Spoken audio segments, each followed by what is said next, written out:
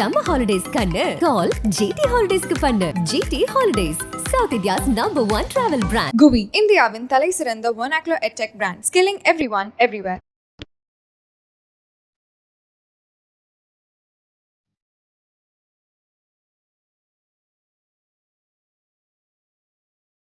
உங்க கல்யாணம் ஃபேஷனாக நடந்த மாதிரி வேற எந்த கல்யாணமும் நடந்திருக்காது. அவங்களோட ஃபேஷனாக நடந்தது. அவங்க போடுற சாப்பாட்டுலேயே பால் ஒன்று தான் நல்லா இருந்ததுன்னா மாதிரி சொல்லிட்டாங்க. அதனால அதெல்லாம் நம்ம சீரியஸாக எடுக்கக்கூடாது. அப்பப்போ எடுத்துட்டு அப்பப்போ போயிடணும். பல தடவை கோச்சிக்கும் போது பல தடவை அட்ஜஸ்ட் பண்ணிக்கணும். அவள் சில தடவை ஏதாவது சொல்லும் போது அட்ஜஸ்ட் பண்ணிக்கணும். அவ்வளோதான். இல்லைன்னா 58 வருஷம் வாழ்க்கையில் நடத்திட்டு இருக்குங்கிறது எவ்வளோ ஈஸியான விவகாரங்கள் இல்லை. உங்க 2 பேர்ல வந்து யார் அதிகமா கோவப்படுவா இல்ல சண்டை போடுறது? என்ன கேள்விங்க இது மாதிரி கேள்வி கேட்டால் பயங்கர கோவம் வருது. இல்லை தனித்தனியாக இருக்கிறது அட்வைசபிள் இல்லை. அட்வைஸ் பண்ணுறது வேற விட நம்பிக்கை இருக்கா இல்லையாங்கிறது நம்பிக்கையெல்லாம் ஒன்று இத்தனை வருஷம் வச்சு எனக்கு என்ன நம்பிக்கை. கடைசி நீங்க எப்ப வந்து ஐ லவ் யூ சொன்னீங்க? முதல்லயே சொன்னது இல்லையே. சொல்லுங்க. அவங்கள்ட்ட தானே. ஆமா. நீங்க அதுவரை இப்போ சொல்லுங்க இப்போ சொல்லுங்க என்ன அர்த்தம்? நீங்க அவங்க பக்கத்தில் வச்சு அப்படி பக்கத்தில் வச்சு அப்படிலாம் கேட்காதீங்க. அது தப்பு. இது ஐ ஆல்வேஸ் லவ் ஹர். அவங்க கிட்ட பார்த்து சொல்லுங்க. அது வெட்கமா இருக்கு. இன்னைக்கு நம்ம கூட காத்தாடி ராமமூர்த்தி ஐயாவும் அவங்களோட வைஃப் மீனாட்சி அம்மாவும் இருக்காங்க. வணக்கம். வணக்கம் திவ்யா அவர்களே. அவங்களும் இன்னைக்கு பேசணும், அதுதான் நம்மளோட இது. ஏன்னா ரொம்ப வருஷம் ஆச்சு, நாங்கள் பெருசாக அவங்கள எங்கேயுமே பார்த்ததில்ல. ரைட்டு, மன்னிக்கணும். அதுக்கு முன்னாடி பெருசாக எங்கேயும் பார்த்தது இல்லைங்கிறீங்களே. நீங்கள் எங்கெல்லாம் போகிறீங்கன்னு அவங்களுக்கு தெரியாது, அவங்க எங்கே போவாங்கன்னு உங்களுக்கு தெரியாது. அதனால பார்த்துருக்கு இல்லை. எப்பவுமே டிவியில் உங்களை மட்டும் தான் நிறையா பார்த்துருக்கோம். இப்படி நீங்கள் வந்து எடுத்தோடனே படப்படன்னு பேசுகிறீங்க. இந்த காலத்துலேயே வந்து சினிமாக்காரங்கன்னா ஐயோ கொஞ்சம் பொண்ணு கொடுக்கலாம் யோசிக்கிறாங்க. ஆனால் அப்போ வந்து நீங்கள் நாடகம் சினிமா அப்படிலாம் இருந்தபோது எப்படி வந்து உங்களுக்கு இந்த பொண்ணை வந்து நம்பி கொடுக்கலாம்ப்பா இருக்கு அப்படின்னு எப்படி ஆரம்பிச்சது? அது நம்ம கையில் இல்லைங்க. அவங்க தலையெழுத்து அப்படி இருந்ததுன்னா அதுக்கு நான் என்ன பண்ண முடியும்? அதனால் அப்படி அமைஞ்சது. உண்மையை சொல்லப்போனால் அவங்களுடைய அண்ணாவும் அந்த பீரியடில் நாடகத்தில் நடிச்சுக்கிட்டு இருந்தார். குடந்தை மாலின்னு பேர். அதனால் அது ஒன்றும் பெரிய அவங்களுக்கு வந்து ஒரு நெகட்டிவ் பாயிண்ட்டாக தெரியல. அது வசீகரமாக அழகாக வேறு இருந்தேன்னா சரி நல்ல மாப்பிள்ளை கிடைச்சான்னு மடக்கி போட்டாங்க. நீங்கள் பார்த்தோன்னே எது வந்து அவர்கிட்ட ரொம்ப செம்மையாக இருக்குது, இம்ப்ரெஸ் பண்ண ஒரு விஷயம்னு நீங்கள் என்ன சொல்லுவீங்க? என்னங்க நான் தான் சொல்கிறேன், ஒரு வசீகரமான அழகான மாப்பிள்ளை அப்படின்னு. அது அவங்க சொல்லணும். இல்லை என்ன இருந்தாலும் அந்த காலத்து பொண்ணு இல்லையா, கொஞ்சம் சொல்கிறதுக்கு மனசு கூச்சப்படும். அதுதான் நான் எடுத்து சொன்னேன். எடுத்து கொடுத்தா சொல்லிடுவாங்க. ஒரு சந்தேகம், கொஞ்சம் நம்ம உயரமாக இருக்குமோ அப்படின்னு மனசில். சரி, அதனால உயரமாக இருக்கிறதுனால அவளுக்கு பிடிக்குமா அப்படிங்கிற ஒரு கேள்வி. லவ் அட் ஃபர்ஸ்ட் சைட் அந்த மாதிரிலாம் சொல்லுவாங்களா அந்த காலத்தில்? வந்து பார்த்தோன்னே ஒரு படபடப்பு, ஒரு பட்டர்ஃப்ளை மூமெண்ட் அந்த மாதிரி கேட்குறேன். இதுக்கு நம்ம எங்கள் பொண்ணு பார்க்கறதுக்கு முன்னாடியே நம்ம பிரெயினை வாஷ் பண்ணிட்டு தான் அழைச்சின்னு போவாங்க.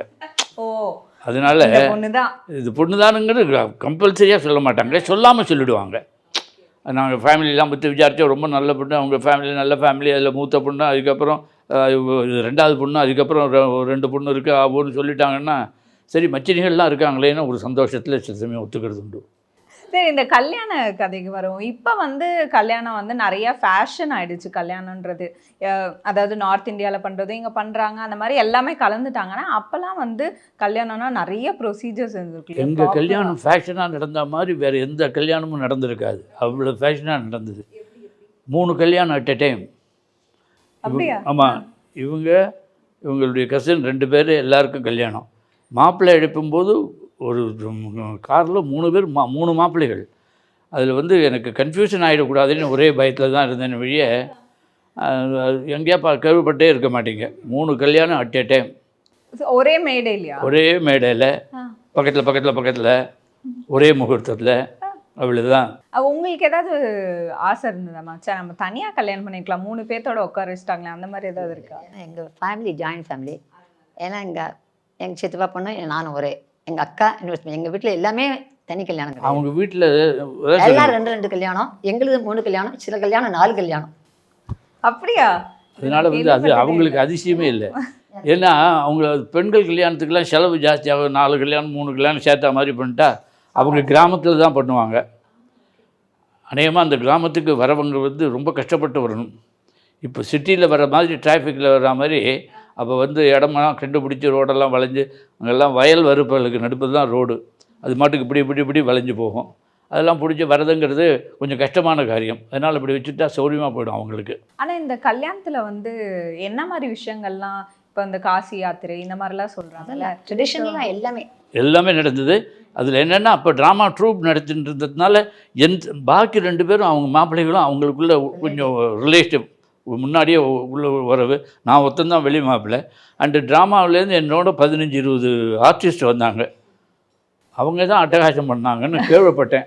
அப்படியா? அப்புறம் என்ன மாதிரி அட்டகாசம்?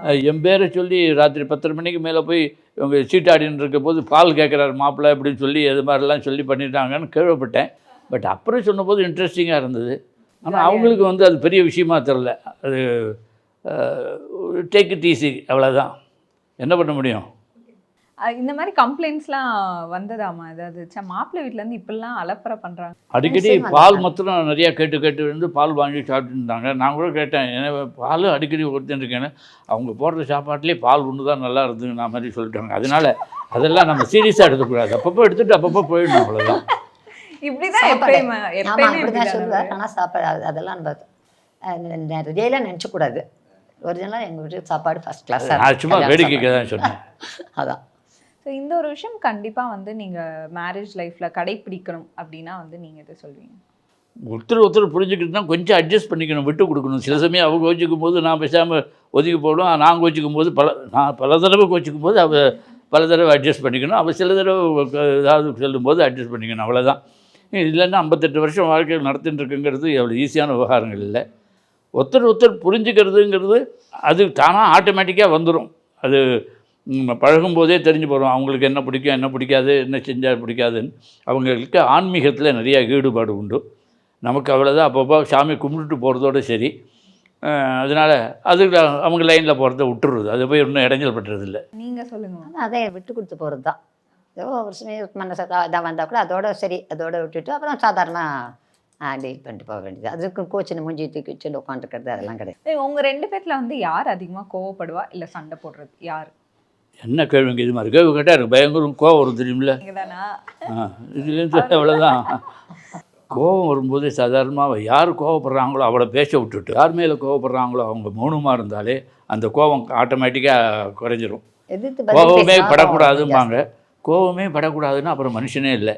அது மாதிரி தான் இருந்தாகணும். But adjustment is always there. 2 பேரும் வந்து உங்களை நீங்கள் பிஸியாக வச்சுக்கிறீங்க. ஆமாம், பிஸியாக வச்சுருப்போம். அதுக்கு 2வது இப்படித்தான் இருப்போங்கிறது, நான் இப்படித்தான் இருப்பேங்கிறது அவங்களுக்கு தெரியும். அவங்க இப்படி தான் இருப்பாங்கிறது எனக்கு தெரியும். அதனால அதில் போய் அனாவசியமாக இன்டர்ஃபியர் பண்ணுறது இல்லை. அதனாலேயே பிரச்சனைகள் வர்றது கிடையாது. அதுக்காக பிரச்சனைகளே வர்றது கிடையாதுன்னு சொல்ல முடியாது, வரும். அந்த பிரச்சனைன்னு ஒரு விஷயம் வரப்போ வந்து எப்படி நீங்கள் அதோட சொல்யூஷன் நோக்கி போவீங்க சார்? என்ன மாதிரி இருக்கும் அந்த ப்ராசஸ்? இது வந்து அந்த டயத்தில் அது சிச்சுவேஷன் வச்சுருந்தா சொல்ல முடியும். நான் அப்புறம் யோசனை பண்ணி கற்பனையாக ஒரு சிச்சுவேஷனை க்ரியேட் பண்ணி அதுக்கு எப்படி சால்வ் பண்ணுறதுன்னு சொல்ல முடியாது. இப்போ சரி, ரீசெண்டாக வந்து ஏதாச்சும் ஒரு வீட்டில் நீங்கள் எதாவது மறந்துருப்பீங்களோ இல்லை அவங்க ஏதாவது சொல்லுவாங்க, இந்த மாதிரி ஏதாவது சின்னதாக பிரச்சனை வரும்போது நீங்கள் எப்படி சால்வ் பண்ணிக்குவீங்க உங்களுக்குள்ளே? சில சமயம் பிரச்சனைகளை விட்டுட்டு அதுவே ஆட்டோமேட்டிக்காக சால்வ் ஆகிடும். அதை வந்து அதை பற்றி பேஷண்ட்டே பெருசு பண்ணாமல் விட்டுறோன்னு வச்சுங்களேன், அதுவே சால்வ் ஆகிடும். சில சமயம் ஏன் இப்படி போய்ட்டு வீட்டை திறந்து போட்டு சாவியை பூட்டி மாட்டுக்கு எடுத்துகிட்டு போய்ட்டு நான் என்ன பண்ணுறது அப்படிங்கிற மாதிரி ரொம்ப ரேர் அது. ஏன்னா வீட்டை பூட்டிட்டு போகிறதே கிடையாது. ஏன்னா எங்கள் பக்கத்தில் வீட்டு என் சிஸ்டர் இருக்காங்க, அவங்களுக்கு கொடுத்துட்டு போவாங்க அப்படி. அதை தவிர பெரிய பிரச்சனைகள் ஒன்றும் வந்தது கிடையாது. இன்ஃபேக்ட் என் பெண்கள் கல்யாணத்தில் கூட வந்து நான் என்ன செலவு பண்ண போகிறோம் என்ன பண்ண போகிறோன்னு யாருக்குமே தெரியாது. பட் நடக்கிறது நடக்கட்டும்ங்கிற மாதிரி விட்டுருவோம். வயசு ஆக ஆக அவங்க வந்து ஒரு குழந்தையாக மாறிடுவாங்க அப்படின்னு சொல்லுவாங்க. ஸோ உங்களுக்குள்ளே வந்து நீங்கள் உங்களோட அன்பெல்லாம் வந்து அன்பு பரிமாற்றம் எப்படி இருக்கும்? 60 முடிஞ்சு இப்போ நாங்கள் 80 முடிச்சிட்டோம். அதுதான். அதனால் வந்து பரிமாற்றம் இப்போல்லாம் வந்து இன்னும் கொஞ்சம் ஜாஸ்தியாக இருக்குன்னு வேணால் சொல்லலாம்.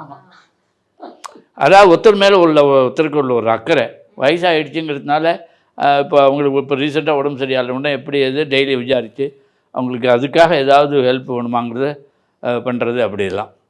அதுதானே வெளியே முன்ன மாதிரி வந்து யாரையாக கூப்பிட்டு நீ பார்த்து கொஞ்சம் போய்ட்டு அப்படின்னு போகிறதில்ல. கூடி மட்டும் இருக்கிறது அப்படி நான் இல்லாத முடியாத போது என் டாக்டர்ஸ் வர சொல்லி எங்கேயும் யூஎஸ்லேருந்து தேவையில்லாமல் அவ்வளோ 1.5 லட்ச ரூபா செலவழிச்சு வர சொல்லியிருக்காங்க.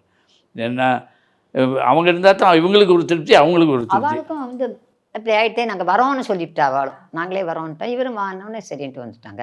இல்லையா இப்போ வந்து இன்னும் ரொம்ப ஜாஸ்தி. ஐயோ அம்மா மாட்டா அப்பா நீ இப்படி இருக்கே கொஞ்சம் எங்கள்கிட்ட அந்த ஆசை வையே அந்த அளவு. அந்த அளவுக்கு. கடைசி நீங்க எப்ப வந்து ஐ லவ் யூ சொன்னீங்க? முதல்லயே சொன்னது இல்லையே, அப்புறம் கடைசியாக ஏன்? எப்படி சொல்கிறது? ஐ ஏன் லவ்னு சொல்லல? வார்த்தையால் சொன்னா தானா? இப்ப சொல்லுங்க, அது கண்ணோட இப்ப சொல்லுங்க. அவங்கள்ட்ட தானே ஆமா, நீங்கள் அது மாதிரி இப்போ சொல்லுங்க இப்போ சொல்லுங்க என்ன அர்த்தம்? நீங்கள் அவங்க பக்கத்தில் அவங்க வச்சுட்டு கிட்ட இது அப்படி வரைக்கும் பக்கத்தில் நீங்க I வச்சுன்னு love you அப்படிலாம் கேட்காதீங்க, அது தப்பு. இது நம்ம தனிப்பட்ட முறையில் வேண்டாம் அதுதான் பேசிக்கலாம் வழியே. அது வந்து அம்மா இப்ப எப்பயுமே இப்படிதானம்மா. ஆமா. சரி, நீங்க வந்து இத்தனை வருஷம் சொன்னதுனால இப்ப வந்து எங்களுக்காக அவங்க கிட்ட சொல்லுங்க, ஐ லவ் யூ சொல்லுங்க. I always love her. அவங்க கிட்ட பார்த்து சொல்லுங்க. அது வெட்கமாக இருக்கும்ல. பாருங்க, அவங்க அவங்க ரெடியா இருக்காங்க. சொன்னதே இல்லையாம்மா இது வரைக்கும்? ஐ லவ் யூ சொன்னதே இல்லையா அவங்க கிட்ட? ஐ லவ் யூலாம் சொன்னது கிடையாது. என்ன இது என்ன? தெரிஞ்சுக்கிறமே நம்ம. இது என்ன ஸ்டேஜா இல்லை சீரியலா இல்லை சினிமாவா? அங்கேன்னு பார்த்து கட்டி பிடிச்சி ஐ லவ்னு பா 2 உடனே கட் பண்ணி நாங்கள் என்ன சுவிட்சர்லாந்து போய் டான்ஸ் ஆட போகிறோம்? இல்ல இல்ல சின்னதா ஒரு இது அவசியமே இல்லை. ஒரு வார்த்தைகளால் வெளிப்படுத்தணும் இல்லை. கண்ணோடு கண் நோக்கின்னு வாய்ச்சொற்கள் பண்ணாமல் இல்லைன்னு சொல்லியிருக்காங்க. அப்புறம் என்ன? ஸோ வந்து அந்த அன்புன்றது வந்து நம்ம செயல்ல தான் இருக்கு, அந்த வார்த்தையில இல்லை. அது எப்படி வேணால் வெளிப்படுத்தலாம் இல்லையா? வார்த்தைகளால் தான் வெளிப்படுத்தணுங்கிற அவசியம் இல்லை அப்படிங்கிறது என்னுடைய எண்ணம். சரி, இப்போ வந்து ஒரு விஷயம், நீங்கள் 2 பேரும் உங்களுக்குள்ள வந்து ஒரு தேங்க்ஸ் ஒரு சாரி இந்த ஒரு விஷயத்துக்கு சொல்லணும்னா எதுக்கு சொல்வீங்க? ஐயோ நீங்கள் ஃபஸ்ட்டு ஒரு தேங்க்ஸ் ஒரு சாரி சொல்லணும் அவங்க கிட்டனா எந்த ஒரு விஷயம்? இப்போ இந்த ஒரு ப்ரொசீஜர் நடந்தது இல்லையா, அது உங்களுக்கு ஸ்பைனல் கார்டில் வேண்டாத விவகாரம் பண்ணி ஒரு கிராக் விட்டு போச்சு போனில். அதுக்காக அந்த ப்ரொசீஜர் சொன்னதுக்கப்புறம் இப்போ நான் சொல்லி சில விஷயங்கள்லாம் நடக்காமல் உட்காராமல் படுத்துக்கிட்டு இருந்தால் அது செஞ்சு கேட்டிருக்காங்க. அதுக்கு தான் தேங்க்ஸ் சொல்லணும். சாரி எதுக்கு சொல்லுவீங்க? சாரி என்ன வேண்டாத வார்த்தை போய் தூக்கினியே அப்படின்ட்டு, அதுவும் எது நான் வந்து அது சரியா இல்லைன்னு திட்ட போகிறேன்னு பண்ணியிருக்காங்க. அதுக்காக சாரி போனா போடுவோன்னு சொல்லி. ஓகே, நீங்கள் ஒரு சாரி ஒரு விஷயத்துக்கும் தேங்க்ஸ் ஒரு விஷயத்துக்கும் சொல்லணும்னா எதுக்கு? ஏன்னா எல்லா இடத்துக்கும் அழிச்சின்னு போயிருக்கு, அதுக்கு தேங்க்ஸ் சொல்லலாம். துபாய் போயிட்டு வந்திருக்கேன், ஊட்டி முதல்லலாம் ட்ராமாக்கு போகிறதெல்லாம் அதெல்லாம் நம்ம தேங்க்ஸ். இப்போ பழனிக்கு அழிச்சின்னு போகிறேன்னு சொல்லியிருக்க. ஆனால் இது இந்த சமயம் பார்த்து இப்படி ஆயிடுத்து. என்னால் பழனி போகணும்னு போனதில்லை, அது அழிச்சின்னு போகிறேன்னு சொல்லியிருக்கார். அதுக்கு அழிச்சின்னு போனால் ரொம்ப தேங்க்ஸ் சொல்வேன். சாரி ஒரு சாரி வந்து நிறைய நான் இந்த வெயிட் தூக்கக்கூடாதுன்னு சொல்லிக்கிட்டு நான் தூக்கினேன். அதனால் அவருக்கும் செலவு எனக்கும் உடம்பு முடியல. அது நான் அது போல் சில விஷயங்கள் செய்யக்கூடாதெல்லாம் செஞ்சுட்டேன். அதுக்கு சாரி நிறைய விஷயம் செஞ்சுருக்கேன் அப்படி. அண்ட் வந்து இத்தனை நீங்கள் வந்து சொல்கிறீங்க ஓகே வார்த்தையால் வந்து அதெல்லாம் விட்டுருவோம் நம்ம. ஆனால் வந்து இந்த மொமெண்ட்ஸில் வந்து ஒரு அழகாக ஒரு விஷயம் இவங்க கிட்ட சொல்லணும் அப்படின்னா எது சொல்வீங்க? அதாவது நீங்களே சொல்கிறீங்களே ஒரு 58 வருஷம் மேரேஜ் லைஃப்ன்றது ஈஸியே கிடையாது இல்லையா? ஸோ இந்த மொமெண்ட்டில் வந்து ஒரு விஷயம் நான் இவங்களுக்காக சொல்லணும் அப்படின்னா என்ன சொல்லுவேன்? இதெல்லாம் கேமரா முன்னாடி சொல்கிற விஷயங்கள் இல்லை, இதெல்லாம் தனிப்பட்ட முறையில் சொல்கிறது. இதை போய் நீங்கள் கேமரா வச்சு சொல்லுங்கன்னா நான் சொன்னால் பாவம் அவங்க வெக்கப்படுவாங்க. அவங்க வெக்கப்பட்டா அது அழகா இருக்கு, அவங்க வெக்கப்பட்டா அழகா இருக்கு, நாங்களும் பார்க்குறோம். கொஞ்சமா ஏதாவது லைட்டாக சொல்லுங்களேன். கற்றுக்கிறேங்கிறீங்களா? கற்றுக்கிறேன். எங்களுக்கெல்லாம் வெக்கப்படுறது எப்படி அப்படின்னதே வந்து ஒரு இதாக இருக்கு. அவங்க அழகாக வெக்கப்படுறாங்க. நீங்கள் ஏதாச்சும் லவ்வபுளாக சொன்னீங்கன்னா? இது பேசுகிறதே லவ்வபுளாக தானே. இதுக்கப்புறம் தனியாக மீனா கண்ணு அப்படின்னு சொல்லணுமா? இது என்ன நீங்கள் புரியுறது எனக்கு. நாங்கள் எங்கள் 58 வருஷம் வாழ்ந்துருக்கோம், இன்னும் வாழ்ந்துக்கிட்டு இருக்கோங்கும்போதே ஒருத்தருக்கு மேலே ஒருத்தர் பிரிவு இல்லாமல் பொரியம் இல்லாமல் லவ் இல்லாமல் அன்பு இல்லாமல் வாட் எவர் வேர்ட்ஸ் அதுக்கப்புறம் இருக்கலாம் இல்லாமல் வாழ்ந்துருக்க முடியுமா? கரெக்ட். அப்புறம் சரி, நான் வந்து நான் உங்ககிட்ட கேட்கல, நான் உங்ககிட்ட கேட்குறேன். அது நல்ல நீங்கள் சொல்லுங்க வந்து இந்த ஒரு மொமெண்ட்ல வந்து இல்லை நான் தான் பையனுக்கு அழிச்சிட்டு போகிறேன், நெல் அழிச்சிட்டு போங்கன்னு சொல்லுவேன். திரும்பி கோயிலுக்கு தான் அழிச்சு போச்சுன்றாங்க.